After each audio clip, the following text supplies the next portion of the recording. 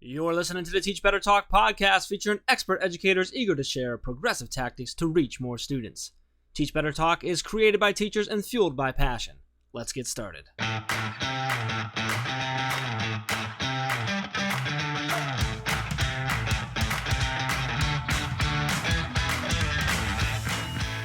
Hey everyone, welcome to episode 146 of Teach Better Talk. I'm Ray Huerta, and as always, I'm with my very challenging friend, Jeff Gargas. Very challenging, huh? What's going on there? Well, come on. That was submitted by Carrie LaRue, and she, I think, meant it because you have been submitting all these videos. They've been plastered all over social media, challenging people every single day to do something. I've been watching them. I feel like I'm kind of stalking you on social media, but they've been really good. And I think she's enjoying them too by calling you challenging. Yeah, she's reached out. She's commented. She's taken on. She's been like, I've got this challenge accepted, all kinds of stuff on several of them. So that's awesome. I appreciate that, Carrie. I hope you're listening and continuing on. So I just want you to know, going after it. Jeff, after a very long night of podcast recording, I think you're very challenging as well, but in a very different way. I agree with that. Sorry, buddy. It's very challenging to podcast with me. I can totally understand that. It's true. It's late. But then again, we had an amazing host. And so, like, mine amazing host? Yeah, oh, no, you? Not host. I meant our guest. No, you are, in fact, an amazing host. You're right. I meant that our guest was really good this episode. Yeah. You're fired. And I'm the challenger one. So speaking of a challenge, can I twist this into, can we talk about the Valentine's Day challenge that's going on right now? It's Absolutely. Our, Teach Better challenge of the month for Valentine's Day, right? I love that we do hashtag Teach Better monthly challenges. Aren't those always so fun? Yeah, that's just a fun time to take a couple days to just get kind of focused in on your PLN and sharing and kind of all collaborate. It's almost like a little couple day long mini mastery chat. Or Twitter chat, kind of thing going on. I like it. It's a lot of fun to just be able to jump in and follow everyone having the same conversation for a little bit. Yeah, so, cool. And when our team designs these, they try and fall at some point in the month where we're able to be very reflective. And so actually a shout out to Becky on the team. She really wanted to take on this Valentine's Day hashtag Teach Better challenge. And so she did a lot of great work to put this all together. So we love her. She's amazing. Yes. Thank you, Becky. Thank you, Becky. So are you able to give us, so we're already into this, we're a couple days in, but someone listening may not have seen any of these. So can you give us a rundown of this is a 4-day challenge, right? Start on the 11th, goes through tomorrow the 14th. Can you give us the what to expect kind of thing? Or what have I missed if I haven't been paying attention so I can go make sure I get back into the questions? Where are we at? Absolutely. So guys, you can see these questions all over social media, depending on what platform you use. I promise you it's there. Just find the hashtag Teach Better and you'll be able to see the questions. They're posted every single day in the morning and they always have some sort of theme. So the theme for this week, of course, is Valentine's Day. And we've asked 3 questions so far. And our 4th question will be coming out the day of Valentine's Day. The one this morning that officially is out for you to go respond to right away is, what are some ways you are showing some love to yourself through self-care? So we're hoping that everybody can hop over on their favorite social media platform and using the hashtag Teach Better can kind of share their self-care routine. I think it's really important. That kind of goes back to a few podcasts ago when we had Dan Tricario, we were talking about pamper triggers, right? What are you doing in your day-to-day life that, make sure that you are refilling your bucket? Yeah, I like it. So super cool. So yeah, make sure you jump over whatever social media you like to get on and search hashtag Teach Better and get into that. Even if you're just getting now and you missed the first 2 days, you can go back and answer those. People are still answering them. Yeah, you have That's to. One of the favorite parts about it. So get in there. Share with it. Make sure you connect with Ray and I and the team, which is at Teach Better Team. So, Jeff, really quick, I think, and I saw that everyone responded to this, and I just want to make sure our listeners know I deserved a shout out for yesterday's question, and I don't think that you tagged me in a shout out. I probably didn't. See, the question was that, it's a statement before the question. Love comes in many forms, including showing appreciation for others. Who are some people in your life that deserve special recognition? I deserve a tweet, Jeff Gargas. Yeah, you're right. I should probably get you a tweet. Okay, go work on that after this podcast. I'll figure that out. Someone else that deserves a special tweet is our guest today. Absolutely. So this one, I was excited about this one. So Scott Nunes, he's an instructor, teacher. He's a podcaster. He's a lover of ed tech. We found out today he's got a former life too that I'm gonna let you talk about. That was super cool and I dove into. But I've been connected with Scott for a while. This is a super passionate educator who loves bringing his passions and new ideas and tech into his classroom to create really cool moments for his students and really focus on future ready skills and best practices to really like just go after that full maximum potential for all of his students. And this guy is super passionate. Like I said, I have so many conversations with him and I learn something new every time I talk to him. So I'm so excited that we were able to get him on the podcast, get him sharing a story. And I don't think you're going to be disappointed. I think you're going to really enjoy this one. He is the co-host of the TNT EdTech Podcast. So if you know that, you know that's a fantastic show. So he knows what he's doing, and he brought it for this one. Ray, anything that you want people to pull out of this other than the fact that Scott's awesome? Yeah, I love this episode. I am a huge fan of Scott and everything he continues to support teachers with. So let's get started. All right, let's get to episode 146 with Scott Nunes. Hey everyone, it's Ray. We are about to get right back to the episode, but I wanted to make sure you are a part of our Facebook group. The Teach Better team has a private Facebook group that has grown so much over the past few months, and we continue to do live sessions, answer questions, and have teachers share their lesson plan ideas so we can all collaborate together. Head over to Facebook and search Teach Better Team to request to join, or you can head to teachbettergroup.com and request there. Either way, we'll see you over on Facebook. Now let's get back to the episode.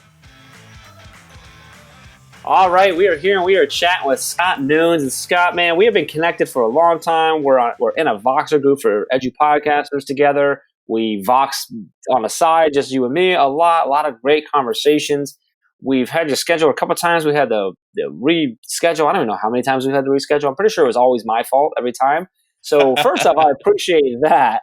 But we've always had great conversation. I always enjoy just talking to you and bouncing ideas off you and stuff like that. So I'm excited to now have you on and flip the mic on you because you also podcast. So we're going to talk about that at some point. But before we get too far into things, I just wanted to ask you, man, how you feeling right now?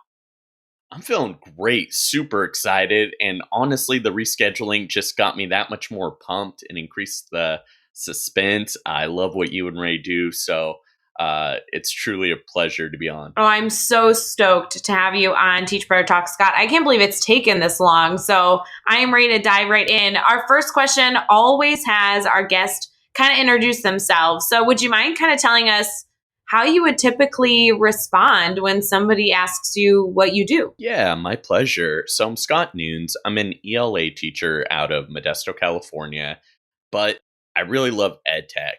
And I'm a former graphic designer, so I really infuse my curriculum with visual items and with tech items because I'm looking at the research and it's saying the future deals with tech. So I find ways to bring that into the classroom when warranted. I like that. So let's talk. Now I'm curious because I didn't know that you were a former graphic designer. So when you say that, tell us about your former life. Was it a whole former life or something you did on the side with teaching still? Or is teaching your second career? Teaching is my second career. Very I was cool. all in with graphic design and it did not bode well for me, especially when the economy tanked. I struggled the whole time. I was never like a successful graphic designer. I just was able to pay some bills and have somewhat of a career. And then the economy tanked and I floundered for quite a bit. And I decided, you know what? I'm throwing in the towel. This is really hard. And I didn't want to move to the Bay Area where all the jobs were. And I didn't want to commute. It's about a 2-hour commute in decent traffic every day. My dad does that. And I don't want to do that. So I started looking for different careers. Very cool. So were you a freelance designer? Is that what you were doing? Like on your own, or were you with companies and laid off, or how did that go? Now I'm interested. We're going into this now.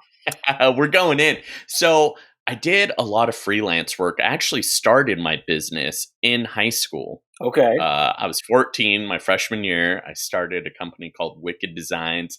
Not a great choice for a name, by the way, kind of dark, but I was thinking like wicked, like cool. Yeah, I got But you. the adults really didn't get that. So I started learning a lot about branding mistakes right from the get go. And then I just eventually just, went by Scott Nunes, just independent there. And I Yeah. think that was a wiser choice. And lots of ups and downs with that. And then I got picked up by a local company, and then the economy tanked and they had to let me go. And that was about 2010. And then I did freelance for about 2 years. And then I actually did some other things. I used to sell books on Amazon. I would buy used books and go to bookstores and garage sales and find all these used books and first editions and old books and then resell them on the internet for money. So had to hustle. I was gonna say you got That was a lot of entrepreneur work. running through you like I didn't even realize. This is awesome. I love it. So you kind of alluded to a good story of I enjoyed the, and I'm not laughing at the fact that you said you were failed at that particular thing. That was a tough for the economy. But what I'm actually touching on is that, we talk about failure a lot about that. And if you want to share another story, I love that. But I want to touch on this because something that I love about that is that and you may have at the time, but right now talking about it, you're reflecting back on that saying, yeah, like the economy tanked. It was tough. I had to throw in a towel and find something new where you could have beat yourself up, called yourself a failure, called yourself whatever, but you didn't. You reflected back. It wasn't the right time. It didn't make sense. So you shifted gears and found something else to do. And I think that's really cool. So can you share a time with us that you've had a failure? I mean, maybe that's the story you want to go with. I'm not sure, but in sort of like, how did you get out of that failure? And then sort of what'd you take away from that failure? What'd you learn from it?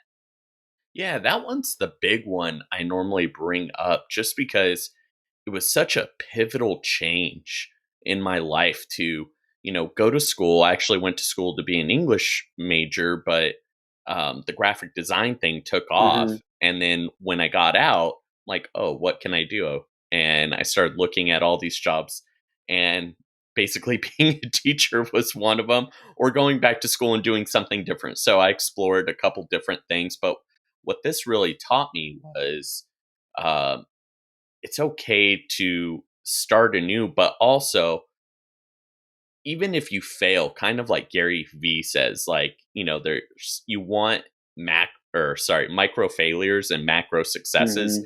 This was not a success and it was a failure, but over the years I've minimized how much of a failure it was because I've turned it into a success. I bring those aspects, the branding aspects, the graphic design aspects, and the business aspects into my classroom, into what I'm doing now with the podcast, like the graphic design. I didn't design our podcast logo, but I designed my Twitter logo at Mr. Nunes Teach. And then I oversaw the TNT EdTech Podcast logo. Like I conceptually designed it. I was just running out of time. And uh, old site like Fiverr is what actually did me in. People Mm-hmm. would just do the same work faster, and I couldn't compete with the team of people from overseas. It was too hard. That's definitely tough. So you mentioned it. I want to talk about because I listen to your podcast. I'm a subscriber. So, but some of the people listening may not be. So the TNT EdTech Podcast. Tell us about it. Why did you start it? What's it all about? What can we expect? Who needs to listen? It happened kind of by accident, to be honest. I went to a conference, Fall Q. It happens in mid October here in California, Northern California. And I went to a session on podcasting, and they introduced this app called Anchor, and they showed how easy it was to do a podcast with that app. And my buddy Matthew and I, we were like, hey, we should really try that. And we talked about it for a few months, and then we started going on it and setting up all the branding aspects of it, all the back end items, started recording episodes, and then just got into it, and it took off. People were actually listening. We were surprised. We thought we'd get like 10 downloads the first episode, and within like 2 days we had 100 listens. And that was phenomenal for me, just starting out and starting with something that was really just going to be like a hobby. So that was great. Very, very cool. So what is it that you guys cover on it? Tell us what can we expect? Sort of what's the purpose? Obviously tech, but what's the angle? Yeah, so our primary focus is EdTech, but it's actually shifting a little bit. Once we get into our conversations with our guests, we're really about storytelling from the teacher perspective. So very, very similar to your own podcast. We love highlighting teachers and what they're doing in the classroom, and EdTech is a central part of what we cover, but it's not everything. Everybody has a different story to tell, and that's what we're really focusing on capturing now on the TNT EdTech podcast. I love it. We'll make sure that there's a link to the podcast over in the show notes so you guys listening can go check that out. So, Scott, now let's sort of flip it around from the failure. Let's talk about a successful moment you've had. This can be something big or something small, but kind of tell us what happened. Why was it a success for you? And then what did you take away from that experience? Yeah, so I would say a big success is taking calculated risks. So in the summer of 2018, I went to ISTE. Not a whole lot happened. I went to sessions, got a feel for it, got really overwhelmed with all the people. I'd never been to a big tech conference, let alone, a medium-sized one. I think the biggest one I had been to had like 500 people up to that point. So I was just overwhelmed at the size of it all. And then I started checking out other conferences. And then I came across this one called Schoology Next.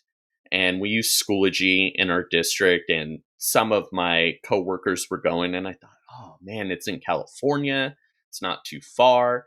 Let me see if I could still get tickets. And this was like the night before. They had sold out earlier, but they opened up 25 spots. There were still some tickets.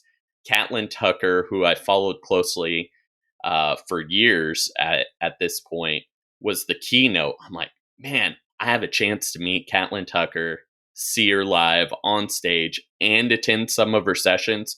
I need to see if I can go. My wife gave me the green light. She said, you know what? You've been thinking about this for a long time. Like, you got to trust your gut on it. And I'm so glad I did, because here's what happened. Not only did I connect with Caitlin and meet her, and she's been on my show, but I met many other educators. And what they did was they got me on Twitter. And I started out with 8 followers, and I think about a year later, I had like 4,600 followers, which was huge for me. I had never been on social media before, really. Like, I had a Facebook, a personal one, but it wasn't anything big. It was just to kind of connect with friends. But what this did was allow me to develop a professional learning network, and that's life-changing. That's how we got connected. Mm-hmm. And I'm excited to say that you've grown that from the 45 to now a little over 7,100. So continuing to grow that PLN, man. Oh, yeah. It's all about that hustle. It hasn't stopped, right? From the book selling days, made me work. Well, and I mean, those connections grow into those amazing conversations. There's so many educators out there that are worried about their following or their likes that they're getting. And the reality is like, it's how you use it. So to be able to connect with that many educators, you are a perfect example of somebody who really tries to then make sure you have relationships and deep conversations with all those people, which is really important for when you're connecting with people on social. Yeah, thank you for saying that. That's exactly my goal. The numbers really don't matter so much. It's really about the connections. And, that's what I would encourage people to do. Make meaningful connections. Have those conversations. Like on your mastery chat, that's one of the big chats that I try to check out when I'm able to. And for about a year, I was on there pretty regularly. I've kind of, gone away for a little bit, getting busy with other things, other projects, but I'm welcome back whenever I come back. And it's always a good time. It never disappoints. That's awesome. We love when you pop in there. So tell me a little bit about what is exciting you in education. You've obviously done a lot of different elements, and the podcast is a huge success. You connect with people on social media. I mean, what is keeping you excited about everything that you're doing in education? So my new jam is 3D printing. And here's why I love it. I can bring in all this cool ed tech stuff. I can bring in my graphic design. I can essentially draw something out like my logo and then print it out in 3D form, which is super cool. I can go into augmented and virtual realities and grab things from there. I can grab prints, bring them into augmented and virtual reality. It's so cool. The possibilities are endless. And I think we're just tapping into that realm and the crossovers. And that industry is expected to be like a $16 trillion industry in 2021, I believe. Wow, that's crazy. That absolutely is exciting. So in terms of advice, question 5 always has to do with offering advice to teachers. And I know that you provide a lot of advice because I see the conversations in our Voxer group. I see the conversations on Twitter and everywhere you continue to be, you continue to support teachers. So when it comes to picking just one piece of advice that you maybe want to provide a new teacher, maybe a veteran teacher listening, what advice do educators need to stay progressive and really focus on reaching their students? Well, I think kind of along with what I said earlier, I would say Twitter is big. And specifically with Twitter, find one thing to be good at. Is it conversations? Is it making connections? Is it hopping on the chats? Is it sharing? Content creation is huge. My numbers didn't explode until I really started sharing more content. That's a big part of connecting with other educators on Twitter, is just sharing what you're doing. And it's not just consuming. So I would say pick one thing and be really good at it. Very cool. I like that. Get on there. Make sure you follow Scott when you get on there as well, and then get really good at just asking questions. He's got a lot to offer there. So let's see if you're good at this thing, Scott. We're going to do the next 6 questions. Your goal is to answer each one in 15 seconds or less. You ready to go? I'm ready. All right, this is going to be the first one's probably going to be the hardest one for you. I have an idea, but what is just one ed tech tool you cannot live without? Flipgrid. What is a book you're reading right now? Rev Up Robotics by Jorge Valenzuela, who you guys have had on. Yes, who is a part of our Teach Better Speakers Network. So shout out to George. Who do we need to follow on Twitter or Instagram today? So I would say Julia Dweck, Jesus Huerta, and Erin Kiger. Nice. That's a power trio right there. What's a good YouTube channel or website for educators? I would say 3D Printing Nerd. Joel Telling's amazing. And give us a daily, weekly, or monthly routine every teacher should get into. Ooh, I would say like a weekly routine teachers need to do is just make some quiet time. Even if it's only 5 minutes, 5-10 minutes, you just sit there, do nothing. You're not looking at your phone, not consuming, not creating, just do literally nothing. That is powerful, but very difficult to do. I like it. So that's good. And lastly, the best piece of advice you've ever received. Ooh, the best piece of advice I actually got from a missionary of charity that worked with Mother Teresa. And his advice was never let anybody take your peace. He said it's the only thing you're in control of, meaning, we can't, change other people's ideas or perspectives. We can only kind of, be at peace with our own. And it's so important that we don't get frustrated because it kind of takes away from our goal and mission.